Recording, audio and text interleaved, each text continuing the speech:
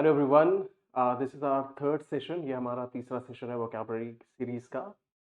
तो बिना किसी देरी के आज फिर से हम लोग हमारा सेशन शुरू करते हैं। Let's have a look eight today's words. आज पहला शब्द क्या है? The first word is abrogate. Abrogate word का मतलब होता है किसी भी चीज को औपचारिक रूप से समाप्त कर देना। और जनरली जो एब्रोगेट वर्ड है उसका यूज लॉज के संदर्भ में किया जाता है। When a law is abrogated, जब एक लॉ को हटा दिया जाता है, कानून को हटा दिया जाता है, उस समय हम लोग एब्रोगेट शब्द का प्रयोग करते हैं। इसके हम लोग जैसे मीनिंग देखें तो इसका मीनिंग है टू ऑफिशियली कैंसिल, रिपील और एबॉलिश अ लॉ और एग्रीमेंट और अ कस्टम। राइट। अब इसके सिनोनिम्स हम लोग देख लेते हैं। Synonyms are repeal, revoke, abolish, annul और रेसिंड। देखिए, repeal and revoke and abolish, ये तीनों वर्ड जो है दीज आर सिनोनिम। और तीनों शब्दों का जो मीनिंग है दैट इज कोई चीज को रद्द कर देना, कोई चीज को कैंसिल कर देना। अब हो सकता है आपके लिए रेसिंड वर्ड थोड़ा सा नया लग रहा हो, तो मैं आपको बताना चाहूंगा रेसिंड वर्ड जो है उसका भी मीनिंग होता है कोई चीज को ऑफिशियली कैंसिल कर देना। और इसके जो हम लोग एंटोनिम्स अगर हम लोग देखें, एंटोनिम्स देखिए, खुद सोचिए, अगर एब्रोगेट का मतलब होता है कोई चीज को हटा देना, रद्द कर देना, तो ऑब्वियस सी बात है एंटोनिम का मतलब होगा कोई चीज को दोबारा से ले आना। तो एंटोनिम्स का मतलब हुआ, एंटोनिम्स जो हुए इसके इसके हुए enact, implement, establish and uphold. अब जैसे आप एग्जाम्पल भी देख सकते हो यहाँ पर। राइट, यहाँ पर एक लॉ था कोई, और लॉ को फॉर्मली हटा दिया गया। अब ऐसा नहीं कि सिंपल पेज फाड़ दिया गया तो the law has become, law has been abrogated, no. पर मान लीजिए ऑफिशियली जो कोर्ट है ऑफ द कंट्री वो डिसाइड करता है कि जो लॉ है दैट इज अनलॉफुल, अभी वर्तमान समय में ये लॉ काम नहीं करेगा, तो हम लोग बोल सकते हैं this law has been abrogated. अब जैसे कि आपने सुना होगा 26 जनवरी 1950 समय क्या हुआ था, हमारा जो देश हुआ था उस देश पर भारतीय संविधान लागू हुआ।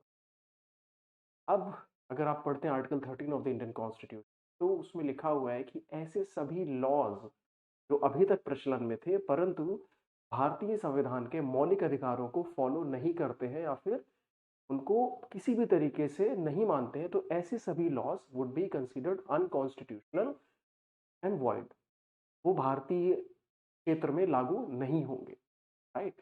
तो वो सभी लॉज जो अंग्रेजों ने लागू कर रखे थे परंतु भारतीय जो संविधान है उसके जो मौलिक अधिकार है उनको फॉलो नहीं करता है, तो ऐसे सभी लॉज को मना कर दिया गया था, गलत मान लिया गया था। तो in that sense we can say all such laws were abrogated. देखिए, किसी कोर्ट ने ऐसा नहीं कहा उस समय कि दीज लॉज आर एब्रोगेटेड, ये अपने आप ही समझ में आ गया कि नहीं, these laws are not following the Indian constitution fundamental right, तो एब्रोगेटेड है ही अपने आप ही, है ना।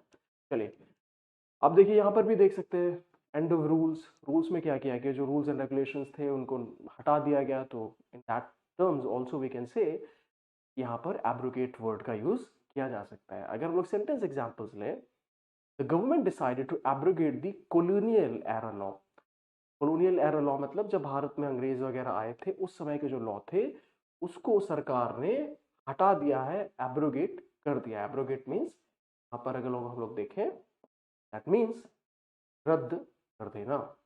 The court has the authority to abrogate the unconstitutional provisions. ऐसे सभी प्रोविजंस जो कि असंवैधानिक हैं उनको हटाने का अधिकार किसके पास है? उनको हटाने का अधिकार है कोर्ट के पास। तो यहां पर भी एब्रोगेट शब्द का मतलब है रद्द कर देना। बढ़ते हैं नेक्स्ट वर्ड की ओर। Let's have a look at the next word. Next word is deference.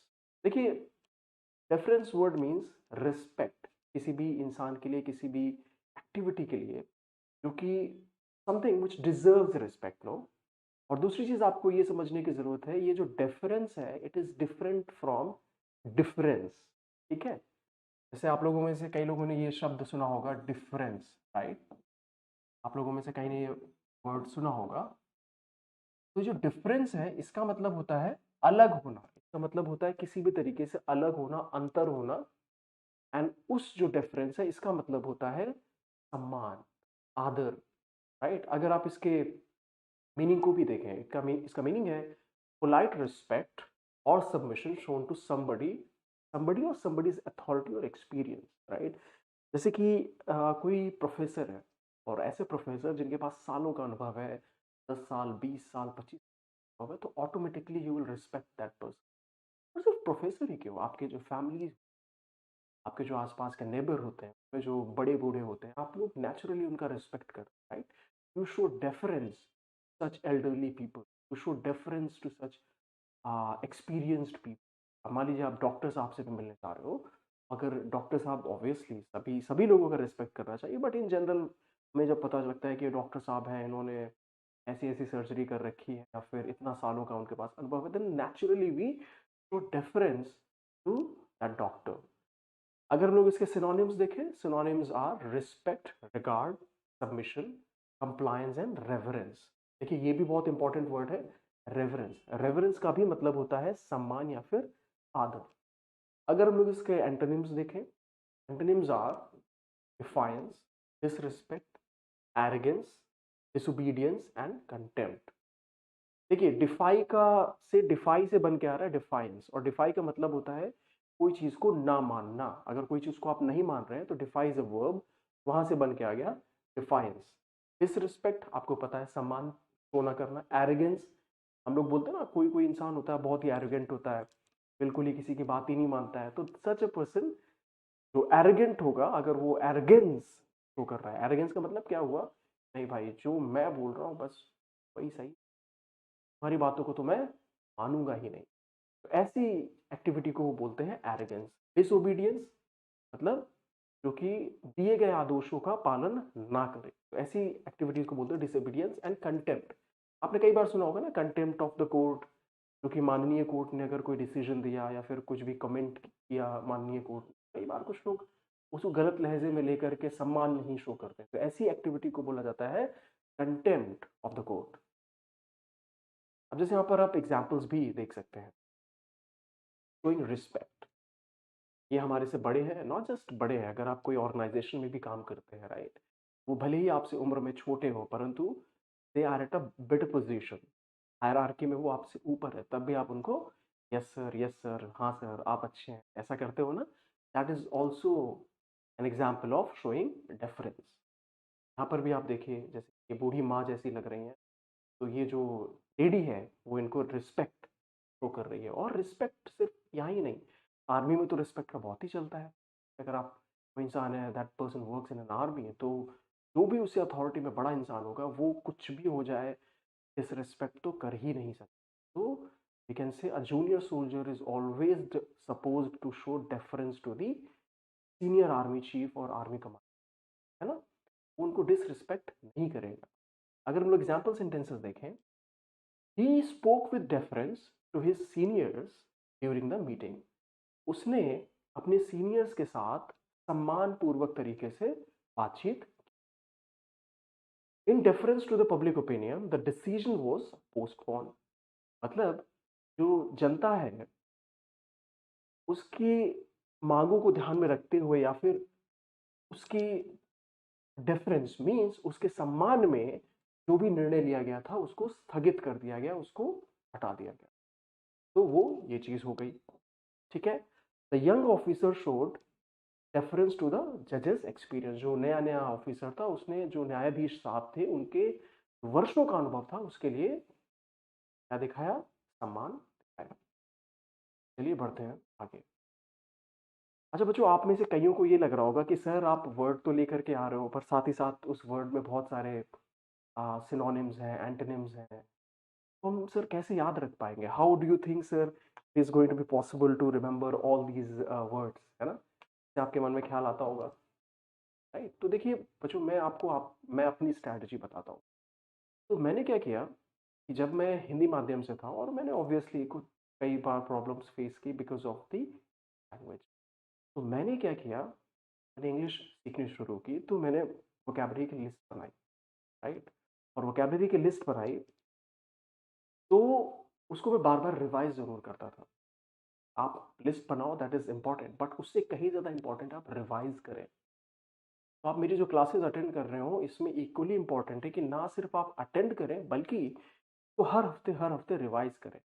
और देखिए, अगर आपने ये एग्ज़ाम क्रैक करने का ठाना है, तो ऑब्वियस सी बात है, प्रॉब्लम्स बहुत सारी आएंगी और हमें क्या करना है, हमें उन प्रॉब्लम्स का सोल्यूशन निकालना है, हमें उन प्रॉब्लम्स को सॉल्व करना है। अगर उन प्रॉब्लम्स को हम लोग सॉल्व नहीं करेंगे, मेहनत नहीं करेंगे, कैसे काम, मेरा तो एग्जाम हो ही नहीं पाएगा, है ना। चलिए, तो आगे बढ़ते हैं। बस आपको मेहनत करना है और आगे बढ़ते रहना है। obnoxious, next word is obnoxious। obnoxious is an adjective, इसका मतलब होता है something which is very bad, जो कि बहुत ज्यादा खराब हो। आप मीनिंग भी इसकी देख सकते हैं, अत्यंत अप्रिय और आपत्तिजनक। का मीनिंग है एक्सट्रीमली अनप्लेजेंट, ऑफेंसिव और एनोइंग, राइट। अब जैसे आप ही हो, है ना, आप अपने घर में पढ़ रहे हो, करेक्ट, और आप एग्जाम की प्रिपरेशन कर रहे हो, आपकी एग्जाम की प्रिपरेशन हो रही है और किसी ने म्यूजिक शुरू कर दिया बहुत ही लाउड वॉइस में, और आपको गुस्सा आ रहा है, यार ये क्या चल रहा है, तो एग्जाम की प्रिपरेशन करनी है और ये बहुत तेजी से म्यूजिक चला रहा है, तो आपको क्या लगेगा। आप गए उसके पास, आपने बोला कि क्या मैं प्रिपरेशन कर रहा हूँ एग्जाम की, आप थोड़ी सी आवाज़ नीचे कर लो, और उसने चिल्लाना शुरू कर दिया। तो बोला तुम्हारी प्रिपरेशन तुम जानो, मैं क्यों अपनी म्यूजिक की आवाज़ बंद करूँ। तो आप क्या बोलोगे यार, you will get very irritated. आप बोलोगे such obnoxious behaviour from this person, ऐसा व्यवहार, मैं तो सिर्फ उसे बोल रहा था क्या जो म्यूजिक है उसको थोड़ा सा कम कर लो, right. I am receiving a call guys, तो मैं इस कॉल को डिस्कनेक्ट कर देता हूँ, मैं इस कॉल को बाद में उठाऊंगा, ठीक है।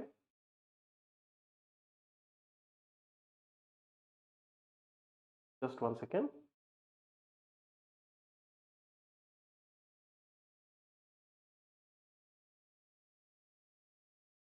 चलिए, let's move to next, not next word.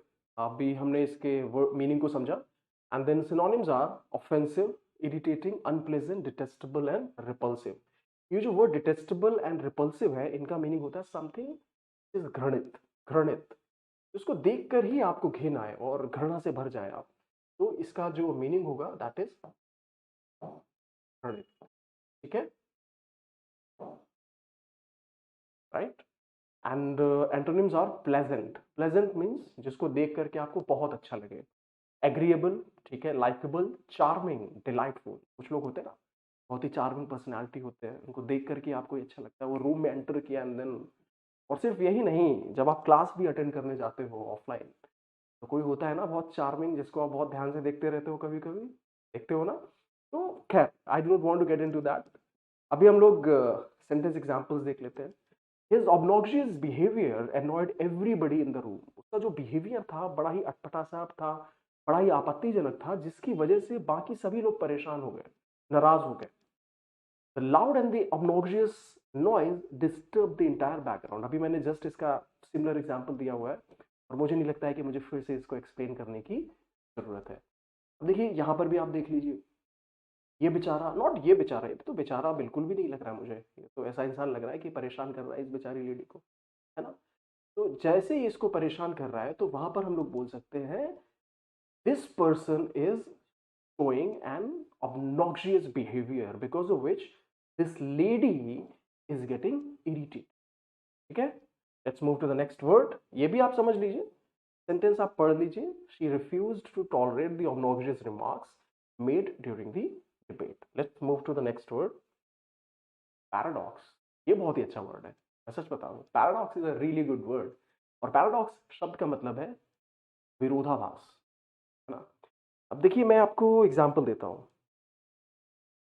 अगर मैं आपसे कहूं कि आप जितनी मेहनत करोगे आप उतने ही सुखी रहोगे, आप बोलोगे सर ये क्या चल रहा है, मैं जितनी मेहनत करूंगा मैं उतना ही ज्यादा सुखी रहूंगा, कैसे, मेहनत से तो लोग भागते हैं, तो सुखी कैसे रहेंगे।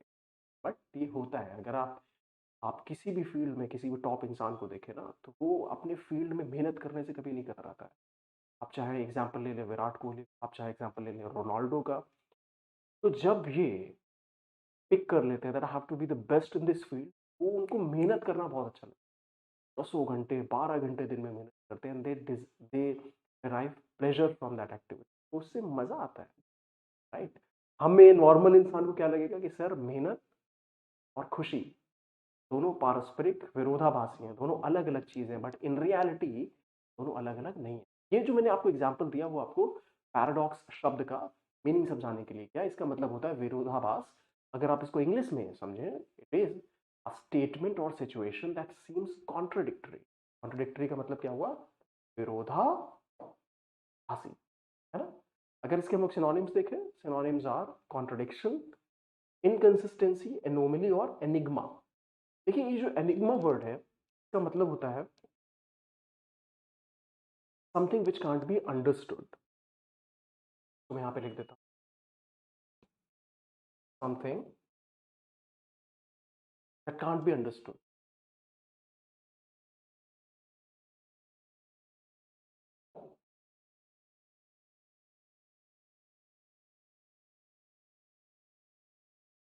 Okay, I hope that makes sense. And antonyms are consistency, logic, harmony and conformity. सीधी सी बात है, जहां पर कंसिस्टेंसी होगी, जहां पर सब कुछ सिमिलर होगा, सब कुछ सेम होगा, तो वो कैसे पैराडॉक्सिकल हो सकता है?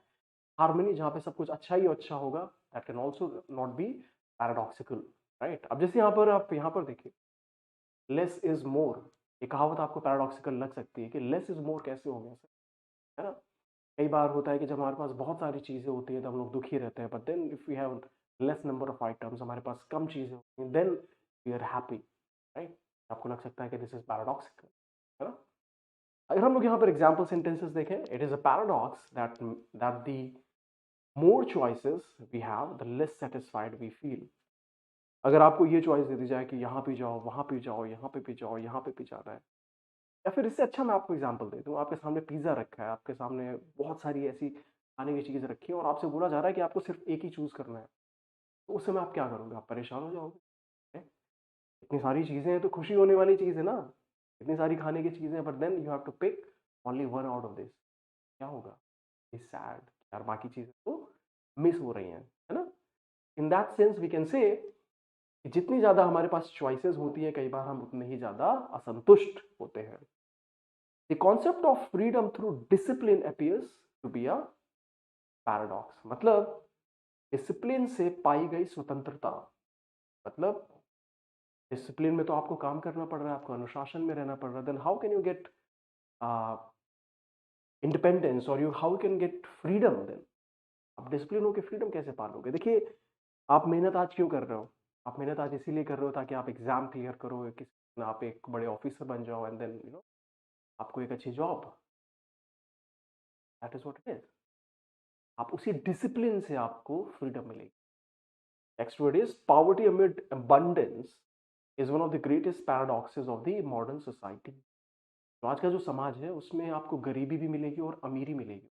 सबसे अच्छा उदाहरण, मैं किसी कंट्री को डिमीन नहीं करना चाहता हूँ, बट देन अगर आप अपने चारों तरफ देखें तो आपको समझ में आएगा कि बहुत जो अमीर इंसान है वो अमीर होता जा रहा है और जो गरीब जनता है वो और गरीब होती है।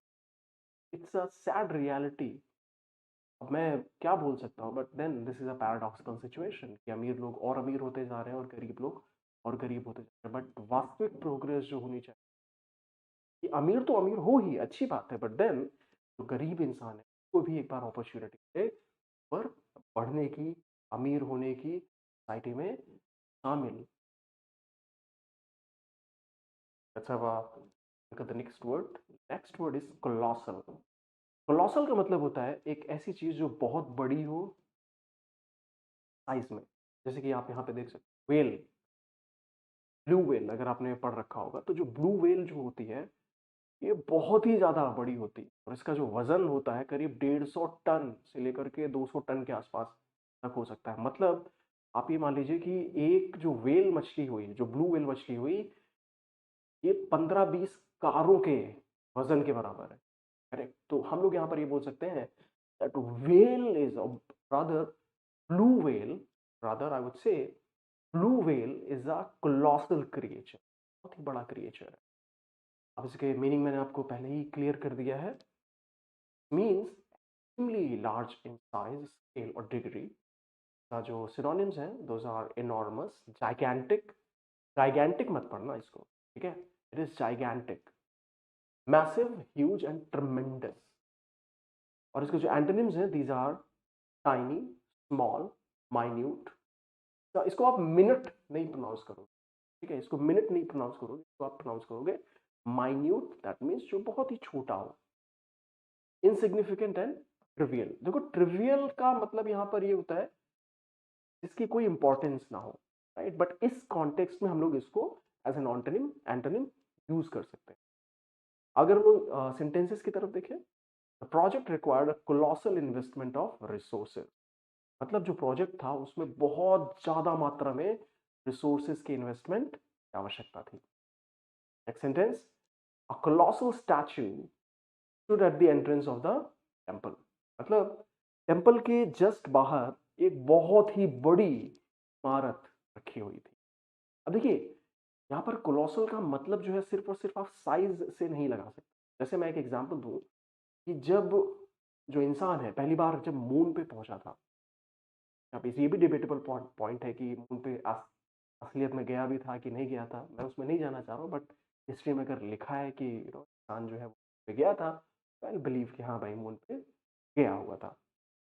एज्यूमिंग वो सच में मून पे गया हुआ था, don't you think that it's a colossal achievement for the Mankind, monumental, monumental में तो कोई बहुत ही बड़ी, उसी तरीके हम लोग बोल सकते हैं एक ऐसी अचीवमेंट जिसमें जो इंसान है किसी दूसरे ग्रह, नॉट ग्रह एग्जैक्टली बट मून पे पहुंच गया, तो it's a colossal achievement, right. तो इसका मतलब ये नहीं कि सिर्फ साइज से तो बहुत बड़ी अचीवमेंट हो तो उसके लिए भी हम लोग कोलोसल का यूज कर सकते हैं।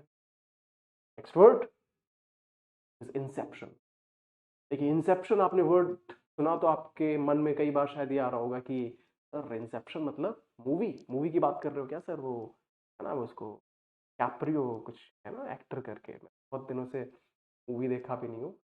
तो यहाँ पे इंसेप्शन जो वर्ड है इसका मतलब होता है आरंभ या फिर शुरुआत। जैसे कि आपसे पूछा जाए कि Inception of the universe, universe की शुरुआत कैसे हुई, तो आप बोलोगे सर यूनिवर्स की जो शुरुआत हुई that was from big bang, correct. जैसे आप इमेज में भी देख सकते हो, ये कोई लेडी है and she is thinking about an idea, तो उनके दिमाग में कोई आइडिया आया, right, Inception of an idea, कुछ आइडिया की शुरुआत हुई। या फिर एक प्रोजेक्ट है तो स्टार्ट ऑफ द प्रोजेक्ट को आप ऐसे बोल सकते हो इंसेप्शन ऑफ द प्रोजेक्ट, ठीक है। मीनिंग आपको मैं पहले ही बता चुका हूँ। Its meaning is the beginning और start of something, synonyms are beginning, start, commencement, initiation and origin. अब ऑरिजिन कुछ लोगों ने मैथ में पढ़ रखा होगा sir, origin is this x y z axis, पढ़ा है कि नहीं पढ़ा, अच्छा y axis x axis and this is what is origin.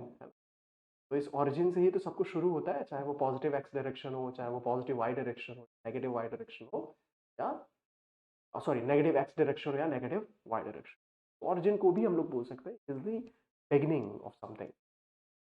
तो अगर इसका मतलब है शुरुआत, तो एंटोनिम्स क्या हो जाएंगे, एंटोनिम्स वो शब्द होंगे जिनका मतलब होगा अंत, कंक्लूजन। कंक्लूजन का हिंदी में मतलब होता है निष्कर्ष, एंड मीन्स समाप्ति, टर्मिनेशन भी आपने कई बार वर्ड सुना होगा कि कई बार किसी को जॉब से निकाल दिया गया तो वहां पर टर्मिनेशन वर्ड का यूज किया। कंप्लीशन मीन्स समाप्ति, एंड क्लोजर का मतलब, कंप्लीशन मीन्स पूर्ण होना, तो पूर्ण हो गया तो समाप्त हो गया, क्लोजर का मतलब हो गया समाप्ति। Now let's have a look at the sentence example. Since its inception, the organization has worked for rural development, right? मतलब जब से ऑर्गेनाइजेशन की शुरुआत हुई है, उसने काम किया है किसके लिए, रूरल डेवलपमेंट के लिए, जो ग्रामीण विकास होता है उसके लिए उसने काम किया हुआ है। नेक्स्ट सेंटेंस है, sorry, the scheme has shown positive results from its inception. अपनी शुरुआत से ही जो स्कीम है उसने पॉजिटिव रिजल्ट्स किए हुए हैं। मुझे लग रहा है इसकी मीनिंग भी आपको क्लियर हो गई होगी। अब बढ़ते हैं नेक्स्ट वर्ड की ओर, ग्रैंड्योर। देखिए बच्चों आपने कोलोसल वर्ड समझ लिया, कोलोसल का मतलब होता है something which is very big. अब यहाँ पे ग्रैंड्योर वर्ड है, इसका भी मतलब बिग से तो नहीं एग्जैक्टली लगा सकते, बट इसका यूज तब किया जाता है जब चीज बहुत भव्य हो, कोई चीज आपको देख के बिल्कुल मुंह खुला का खुला रह जाए, ये कैसे, क्या चीज है, ठीक है ना। तो उसमें हम लोग किस वर्ड का यूज करेंगे, वहां पर हम लोग क्लोसल वर्ड का यूज नहीं करेंगे, वहां पर हम लोग यूज वर्ड ग्रैंड्योर।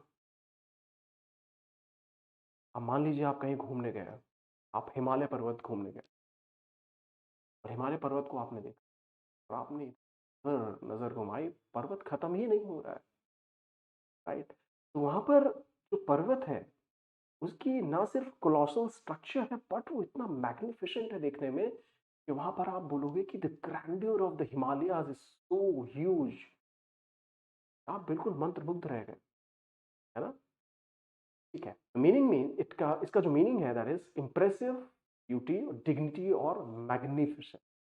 सिनोनिम्स भी मैंने यहाँ पर लिखे हुए हैं, magnificence, splendour, majesty, glory and elegance.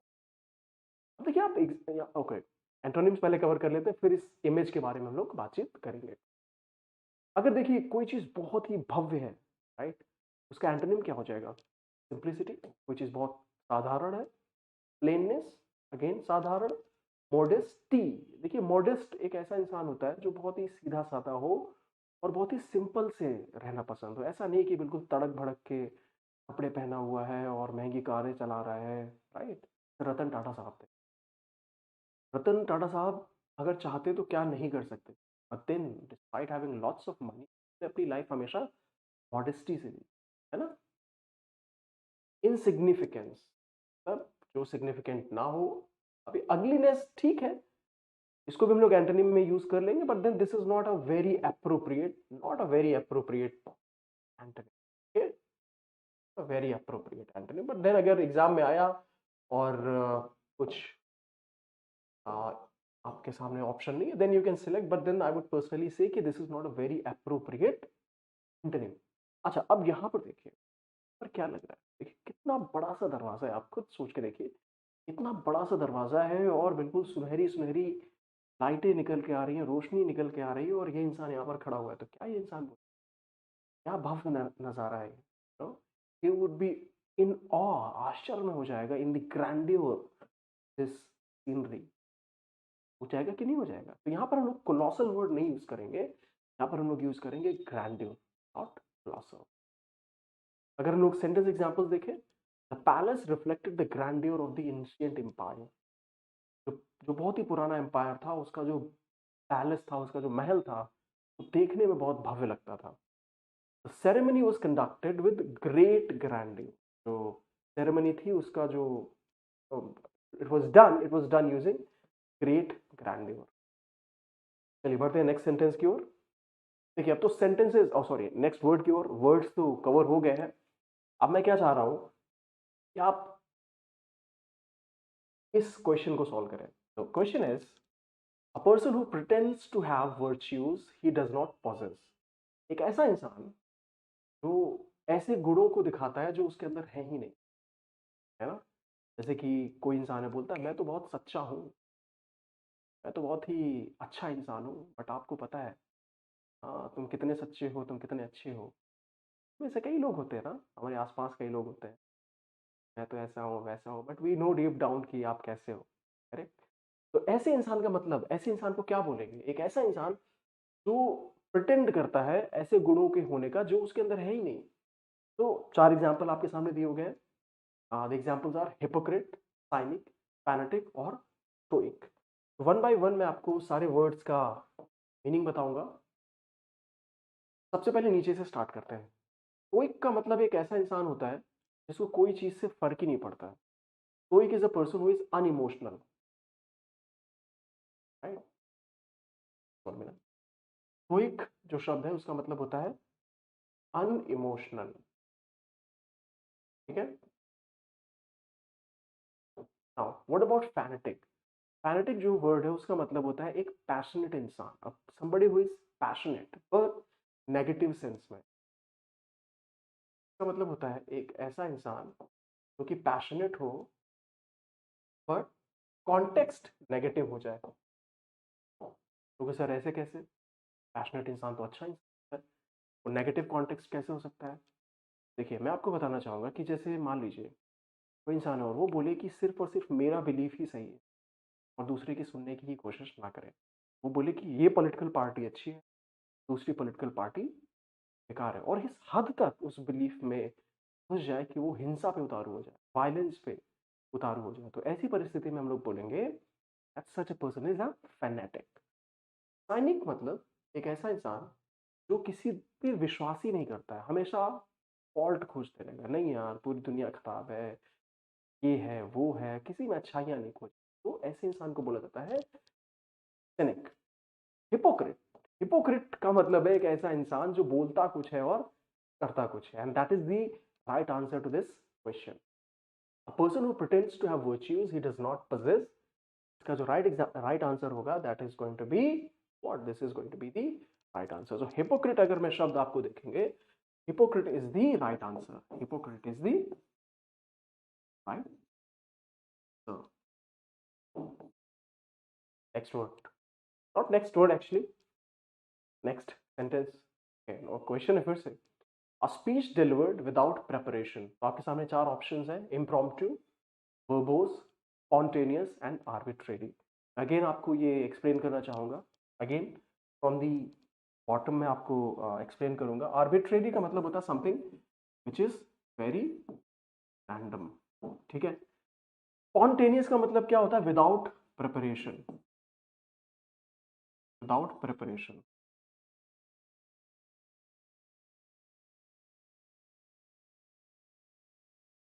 And verbose का मतलब होता है something that is full of words, बहुत सारे शब्दों को यूज करके बनाया गया, फुल ऑफ वर्ड्स। तो जैसे कोई स्पीच है उसमें बहुत ज्यादा हाई फाई वर्ड्स का यूज किया जा रहा है, ये वो फलान, ऐसे स्पीच को बोला जाएगा वर्बोस, ठीक है। स्पॉन्टेनियस और आर्बिट्रेरी मैंने आपको बता दिया, और इम्प्रॉम्प्टू भी होता है विदाउट प्रिपरेशन, इसका मतलब भी होता है विदाउट प्रिपरेशन,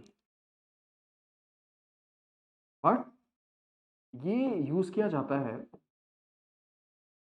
इसके कॉन्टेक्स्ट में, जनरली स्पीच के कॉन्टेक्स्ट में यूज किया जाता है,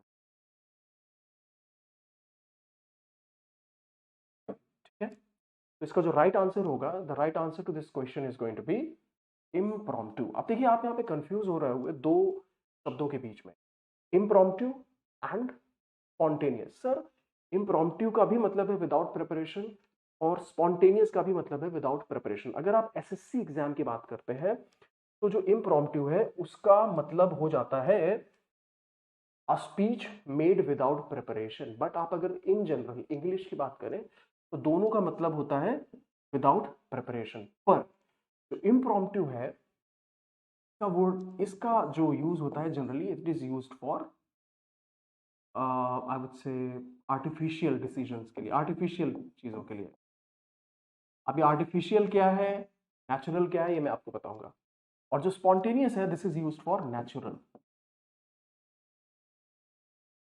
ठीक है। अब जैसे मैं आपने आप क्लास में थे और अचानक से आप क्लास में हंसने लगे, ठीक है ना, तो मैं ये नहीं बोलूंगा कि that you had a impromptu smile, no, impromptu smile is wrong, impromptu smile is wrong. अगर मैं यहाँ पे ऐसे लिखता हूँ इम्प्रॉम्प्टू स्माइल, मैं बोलूंगा दिस इज रॉन्ग। यहां पर हम लोग क्या यूज करेंगे, यहां पर हम लोग यूज करेंगे स्पॉन्टेनियस स्माइल, ठीक है। ये अपने आप हुई, ये नेचुरल चीज है, करेक्ट। पर अगर मैं यहां पर लिखूं, अगर मैं यहां पर लिख दूं कि इम्प्रॉम्प्टू स्माइल, तो हो गया, ये मैंने आपको समझा दिया। अगर मैं यहां पर लिख दूं कि स्पॉन्टेनियस मीटिंग, अगर मैं आपको दो एग्जांपल्स,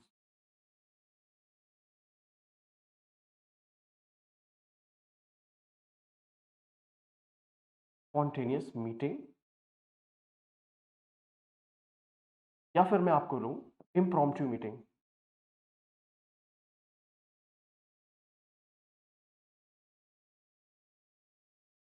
अगर मैं आपसे बोलूं कि आप इन दोनों में क्या पिक करोगे, which one is more correct, तो उस कंडीशन में आप क्या कहेंगे, आप बोलेंगे sir I will go with this one, impromptu meeting. क्यों हम लोग इसको पिक करेंगे, बिकॉज दिस इज आर्टिफिशियल, ये नेचुरल थोड़ी है। ऐसे बैठे हो, नहीं नहीं अचानक से बोलो हाँ ये मीटिंग, ऐसा थोड़ी होता है। मेक अ डिसीजन कि हाँ ये वाली मीटिंग लोग कंडक्ट करेंगे, तो वहां पर डिसीजन मेकिंग की है, and then the decision was made to conduct the meeting. तो इम्प्रॉम्प्टू वर्ड वहां पे यूज करेंगे, ना कि स्पॉन्टेनियस। नेचुरल चीजों के लिए हम लोग spontaneous, for example spontaneous smile, spontaneous laughter, Correct? We can't say impromptu laughter, impromptu. We can say impromptu speech, but we can't say spontaneous speech. No, that is wrong. ठीक है. I hope ये भी चीज आपको clear हो गई होगी. Now the next word is fear of confined space. ये मैंने पिछली क्लास में आपको पढ़ाया हुआ था. Now you have to answer me the question correctly. तो आंसर तो आपको पहले से पता होगा. जिन लोगों ने पढ़ा होगा, जो लोग पढ़ चुके हैं, वो मुझे बताएंगे sir claustrophobia is the correct answer. But बाकी फोबिया क्या है? एक्रोफोबिया का मतलब होता है फियर ऑफ हाइट, हाइट का डर. ठीक है. क्लॉस्ट्रो मैंने आपको बता दिया. Claustro means the fear of closed space. Agora मैंने आपको नहीं बताया, but agora means fear of public space. इसका क्या मतलब होता है? इसका मतलब होता है fear of public space. ठीक है. Now the next word is xenophobia. देखो xeno is a, what is xeno here? Xeno is a prefix here. I'm again receiving a call and I will again disconnect this call. You know, this calls, I would stop taking mobile phones during the session. Just give me a minute. I've disconnected this call now. तो मैं कहां पर था? मैं आपको बता रहा था xenophobia का क्या मतलब होता है.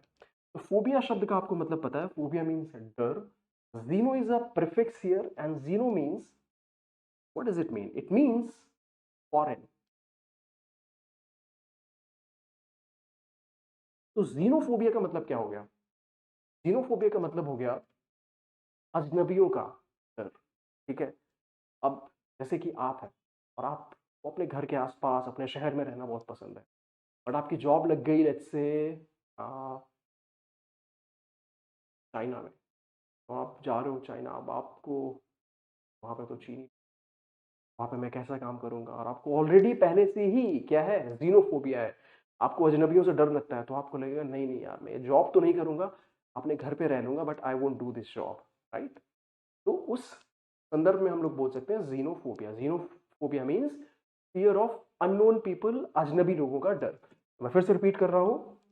Acrophobia means fear of height. Claustrophobia means fear of closed spaces, जो कि मैं पिछली क्लास में पढ़ा चुका हूं. Agoraphobia means fear of the public spaces. Public spaces मतलब कुछ लोग जैसे होते हैं ना, बिल्कुल अकेले रहना उनको पसंद है.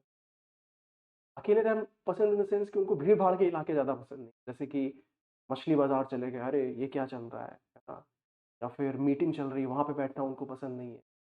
तो उनको बहुत ज्यादा लोगों के साथ पसंद नहीं होता है मिलना जुलना. तो ऐसे डर को बोला जाता है एगोराफोबिया. और जो जीनोफोबिया है, मैं आपको पहले ही एक्सप्लेन कर चुका हूं. तो students, this is I believe enough for today. और हम इस सीरीज को कंटिन्यू करेंगे. The only request that I have for you is, जो मैं हर क्लास में आपसे बोलता हूँ, have to be regular in the class. आपको क्लासेस में रेगुलरली आना है. और मैं बहुत मेहनत करके इन स्लाइड्स को प्रिपेयर कर रहा हूँ सिर्फ और सिर्फ आपके लिए. और मेरी इस मेहनत को व्यर्थ ज़ाया मत होने. चलिए ठीक है. So we will meet in the next class. Thank you so much for attending to class. See you in the next session.